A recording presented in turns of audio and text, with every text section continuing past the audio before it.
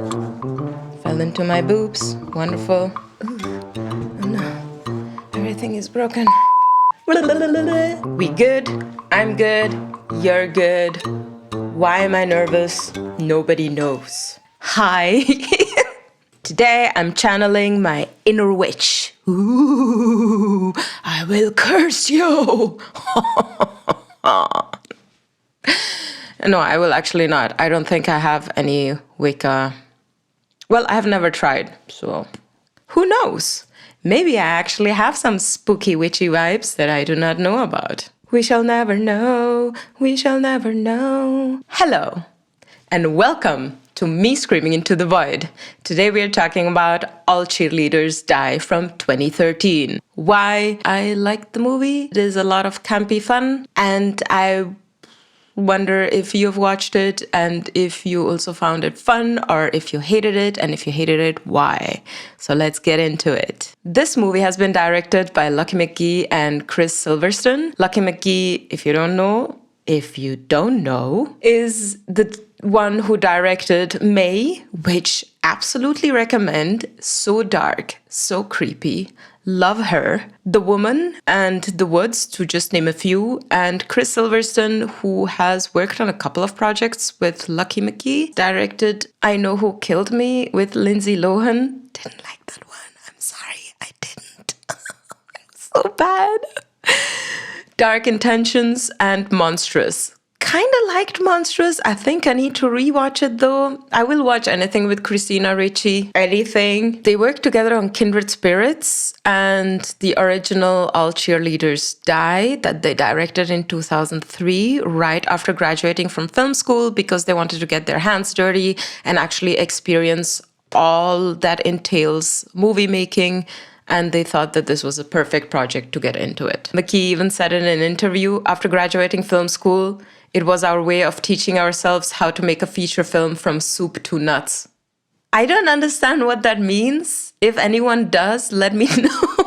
I mean, I do prefer nuts to soup, not in that way. Keep those thoughts away from me. Otherwise, I will curse you. Oh my goodness, I will talk about The Craft 1996 because that movie made me so happy. I'm channeling my inner Nancy today. If you don't know who Nancy is, watch The Craft and then let me know. I just keep telling you to watch this movie and let me know if you liked it. I need somebody to talk about movies with, so just fill the comments with movies you've watched and excited you, because I miss that. McGee is actually more known for the movies that he has directed that are a little darker.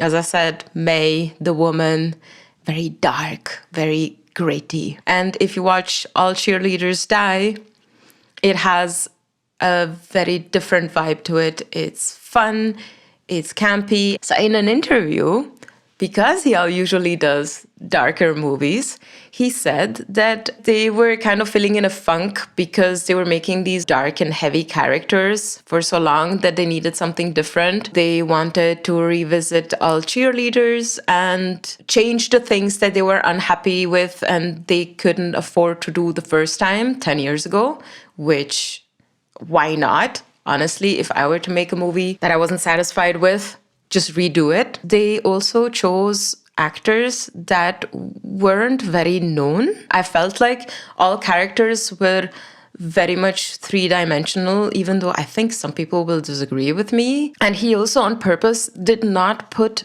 any grown-up characters in this movie because he said teenagers live in their own little bubble and they have their own thing going on, which is very true. This movie portrayed it very well. This movie stars Caitlin Stacey as Maddie, the main character. I will butcher the next name. Sienna Smith McPhee, who plays Lena, who's the Wicca. Tom Williamson, who plays Terry, the jock. And then we have the cheer squad that gave it its all. And I love those girls. And it was so much fun to watch them. And just, you will see once we get into the nitty-gritty of it. Absolute wonderful, adorable, loved every second of it. The effects were made by Robert Kurtzman, who did From Dusk Till Dawn, Funhouse Massacre, another movie that I feel like is underrated, and Tusk. We talked about Tusk.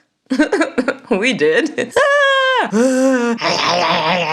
If you know what scene I'm talking about, then good for you. Who else was in the SFX team? Becky Ingram, who did the effects and makeup for Johnny Dies in the End and The Spirit 2008, and David Greathouse, who did Fear Inc. and The Woman. Both were doing the effects in Jugface as well. So the short gist of it, Maddie Killian, who seems to be like an outsider, I think it was her best friend, dies and joins the cheer squad under false pretenses to avenge. For what? I will not tell you because this is a spoiler-free short plot version. And now we will get into the plot. Yes! There will be zombified cheerleaders. Yes, there will be witches and witchcraft. And yes, it works. On paper, it doesn't look like it could work, but it does. And I'm very happy about it. We open the movie with a kind of found footage style. Don't worry, it's not found footage. It's just the first couple of minutes that are like that. Because we have Maddie, who is following Alexis, who's this obnoxiously self-obsessed cheerleader, and I love it. And Maddie records a vlog about a day in her life as a cheerleader, detailing also the dangers of cheerleading and what it all entails, right before she tragically snaps her neck at a botched cheer stunt. The sound that it makes, we will be playing that sound over and over again. And then we meet Maddie, who's watching the footage and cutting it together, and she replays that scene over and over. Obviously, the cheer squad now needs new cheerleaders. Maddie joins the cheer squad after surprising everyone with her massive skills under false pretenses, because it's not the school spirit that gets her to the cheer, it's revenge. And why she wants revenge, we will get to that. It gets really dark. I mean, you think McKee is not gonna put in some of his darkness? Of course he is. It's really bad. And there are certain scenes that are hard to swallow and hard to bear. I do love the raging cheerleaders, though. There is nothing I love more than watching these beautiful, cute, yes, they're very cute, okay? These cute, beautiful cheerleaders just raging against the machine that is man.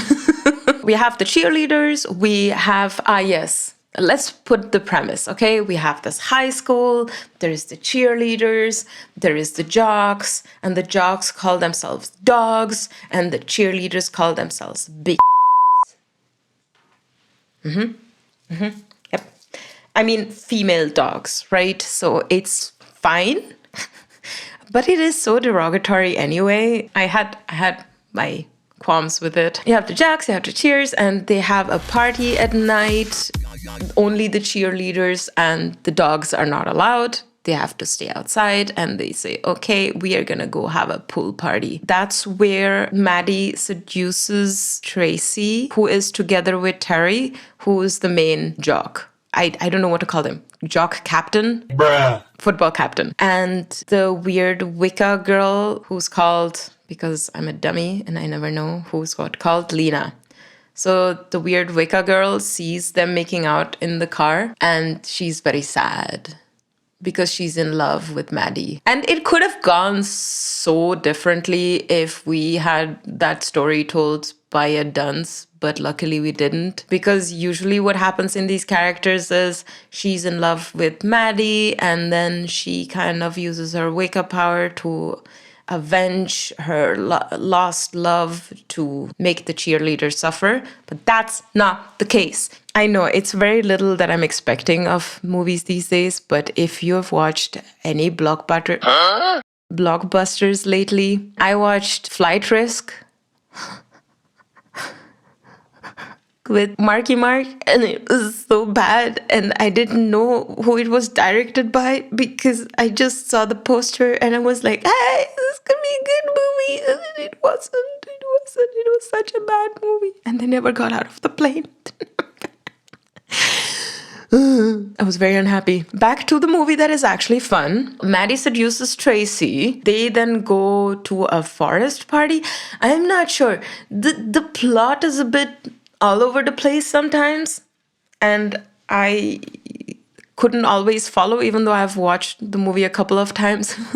There's a lot happening in this movie, okay? Okay. They go to this forest party. Terry gets humiliated because Tracy tells him in front of all the cheerleaders that only 3 people on this planet made her. I don't want to say it too loud because I'm scared that it will get like, shut down. And Terry punches her in the face, and the jocks behind him don't do anything. It's like this kind of jocks versus cheerleaders, even though, I mean, Tracy just got punched by Terry.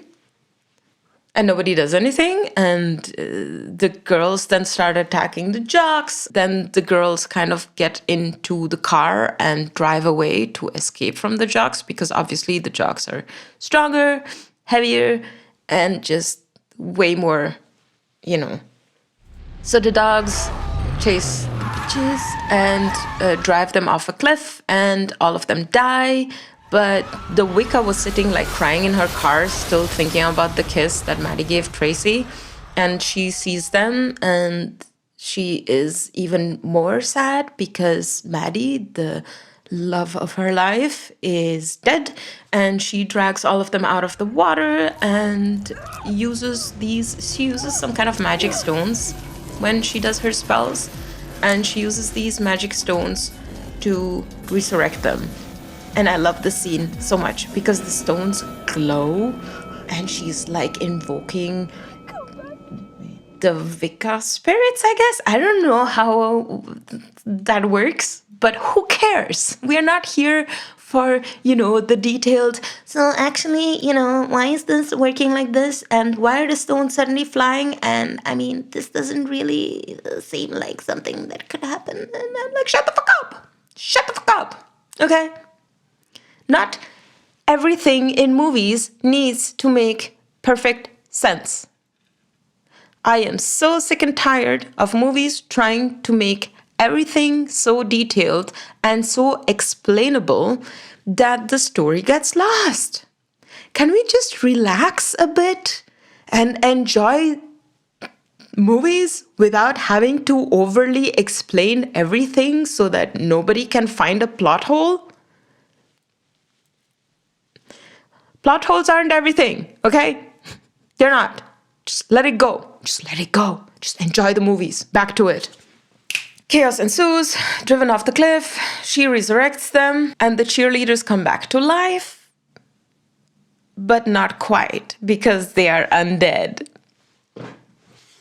So the next morning, we have this whole hangover scene where all the cheerleaders, they wake up in, I think it's Lena's room. They are hungry, okay? They're very hungry. Not only are they undead, but they're blood-sucking monsters.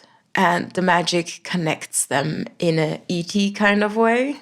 They feel everything collectively, pleasure as pain. 2 of them swapped bodies. The sisters swapped bodies, which I found a nice touch because why not make it even more chaotic than it already is? And they now crave blood. So you have the scene of one of the cheerleaders just walking out in her underwear. I mean, why not?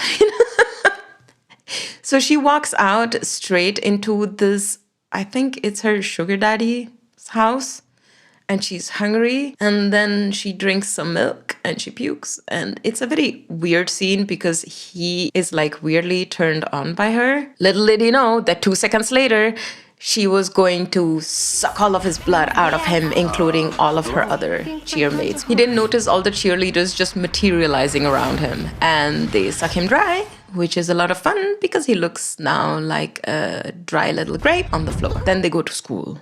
Of course they go to school. I love this scene because you have, the footballers now thinking that they got rid of the squad, trying to chat up the younger batch of girls that now have started. I'm not familiar with high school terms, so just a younger generation that has just started and doesn't know anything about these footballers.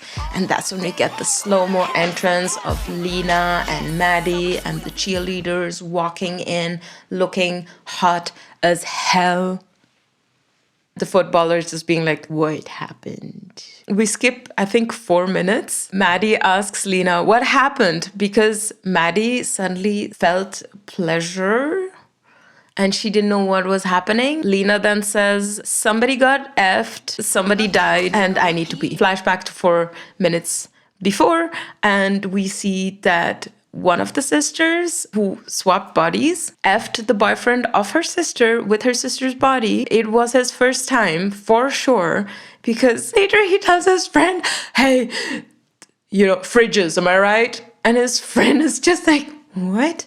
It's supposed to be cold in there. His friend, what are you talking about? And walks away and is like, isn't it supposed to be cold?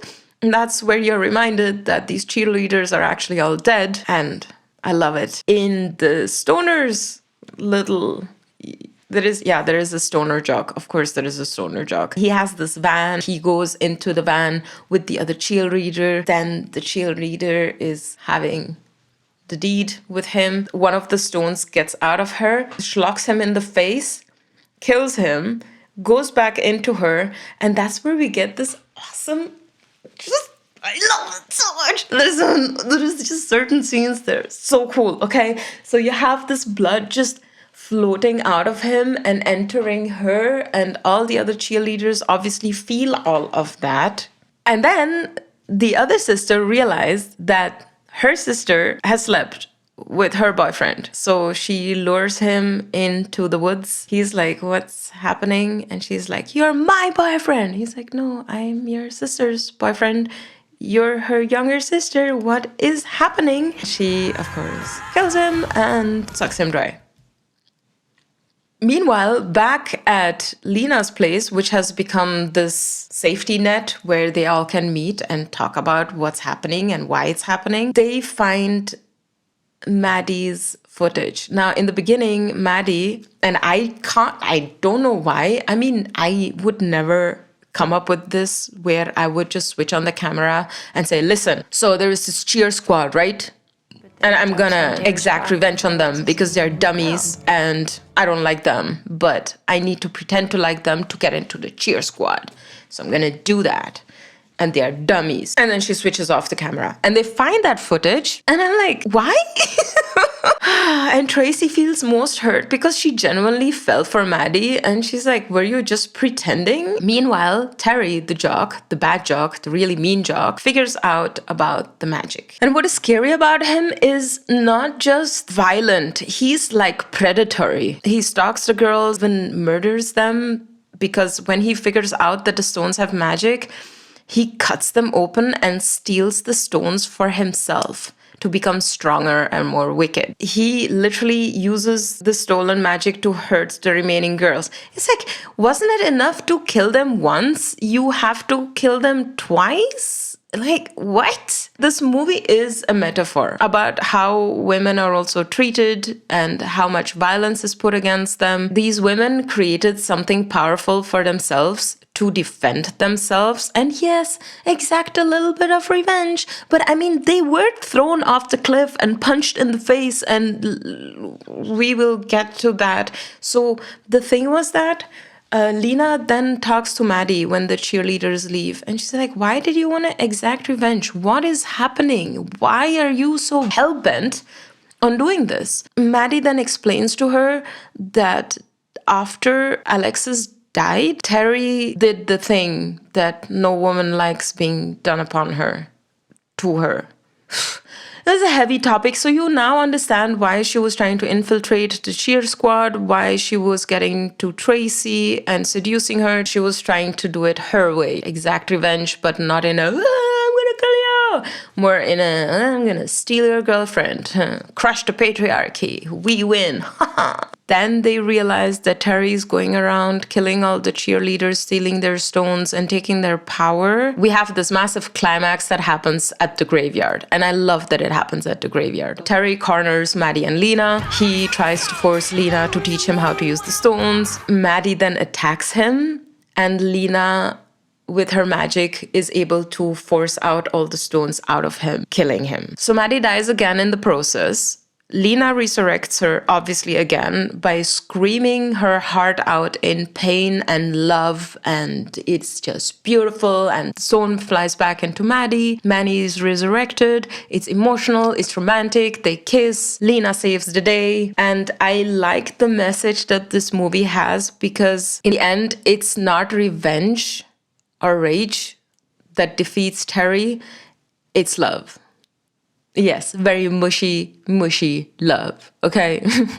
I also like that they share this victorious kiss. And just when you think it's over, a bloody hand bursts out of Terry and Alexis claws her way out of his body, screaming Lena's name. And then we have title card, All Cheerleaders Die, Part 2. The end. We still haven't gotten a part 2, and it's been more than 10 years. Can you make a part 2, please? Imagine what they can do now if they got it to the right studio and they got the right kind of money and they got the right kind of no-name actors again. I hope they're gonna get no-name actors again, because it worked. On the surface level, All Cheerleaders Die is like your typical hot girls supernatural teen drama flick. But underneath all of this campy fun, this one actually has claws and actually has more like deeper waters that run through it. McKee also said in an interview, at the core, we wanted these male and female roles to represent very different extremes of gender politics in high school today. Guys who are posturing and pretending to be something they're not, and women who try and out-dominate their male counterparts. We never wanted them to be caricatures at all, or it would never have worked at all with the material. It fits the movie. I feel like they did really so well in the way that they portrayed everything. And no, I'm kind of sick and tired of over-explaining why a perfect plotline is just not something that every movie needs. This is not Tenet. I hated Tenet. Yes, I said it. I hated Tenet. Come at me. I like that the weird girl trope that Lena presents in the beginning is flipped on its head. So instead of having this outcast lesbian who is a tragic villain usually in movies, instead it subverts this idea and makes her love a driving force in the story. Great! Finally! I also like that it sets the story up with these sexy undead cheerleaders and then flips the script hard.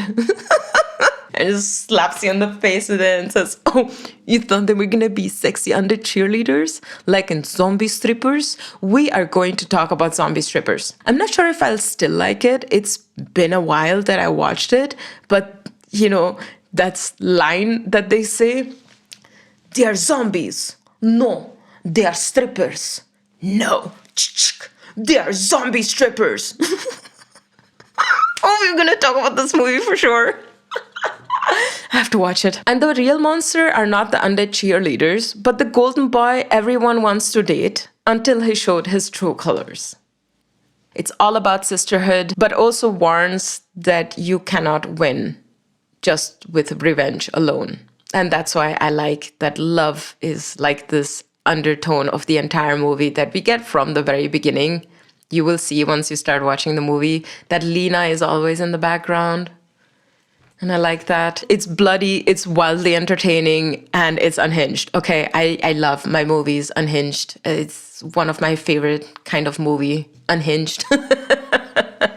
And it deserves the sequel that it teased. Have fun with it. Let me know how you liked it or you didn't like it. Let me know if you know any other cheerleading movies that go in the more fun territory. I tried finding other ones, but somehow they don't fit my kind of taste. And let's not even talk about the 80s. I saw this one movie where I was like, what is this even? So anyway, before I start rambling on again about other movies, this was me screaming into the void. I hope you had fun. If you're watching until here, thank you so much for watching and have a good one. Bye!